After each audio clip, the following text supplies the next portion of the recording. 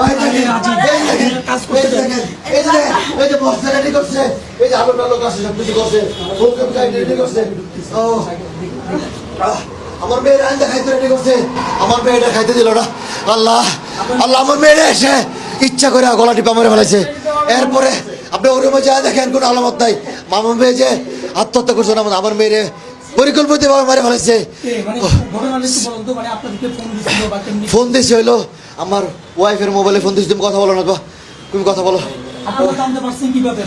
আমার মেয়ের হাজবেন্ড তার নাম সিফাত, সে রাতে ফোন দিছে 1:56 সে ফোন দিছে। তো ফোন দিছে পরে আমি রিসিভ করলাম, রিসিভ করে পরে বললাম কি ব্যাপার সিফাত, কি অবস্থা তোমাদের? আম্মু এখনই আসে আমাদের বাসায়। কেন কি হয়েছে? কেন এখনই আসেন? কেন কি হয়েছে বলো? কে আর নাই, মানে ওর কথাগুলো একদম, হ্যাঁ সিফাত ওর কথাগুলো একদম স্বাভাবিক, হ্যাঁ একদম স্বাভাবিক। সে বলতেছে কি বলো তুমি? আমি তো রাগ করছি, আমি কাঁদতেছি, কি বলো তুমি এগুলো? যে কে নাই মানে নাই মানে এটা কি?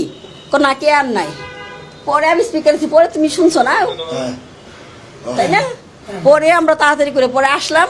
তো আমরা আসলাম, এখানে বলছে বাসায় আসতে, তো আমরা বাসায় আসবো, সিএনজি বাসায় আসতেছি। তখন আবার বললো কি যে না বাসায় না, ওকে ঢাকা মেডিকেল নিয়ে যেতেছে, ঢাকা মেডিকেলে আসেন। আবার আমরা ঢাকা মেডিকেলে গেলাম। ঢাকা মেডিকেলে যাওয়ার পরে বলছে ঢাকা মেডিকেল না, বিআরবিতে নিছি আমরা, বিআরবিতে আসেন। আমরা বিআরবিতে গেলাম, বিআরবিতে যাওয়ার পরে দেখি যে ওর ড্রাইভার ছিল, ওর কাজের লোকটা ছেলেটা ছিল, আর যে ওর বন্ধু ছিল, নাম হয়েছে প্রেম, হ্যাঁ ও ছিল। তখন সিফাত ছিল না, ওর হাজবেন্ড সিফাত ছিল। হ্যাঁ ও যায় নাই, ও যাই নাই, ঠিক আছে। ওর বন্ধু আমাকে বলতেছে, আমি দেখতেছি আমাকে দেখতে দিচ্ছে না, বলতেছে যে ইসিজি করতেছে, আপনি এখন যান না। আমি তো কাঁদতেছি।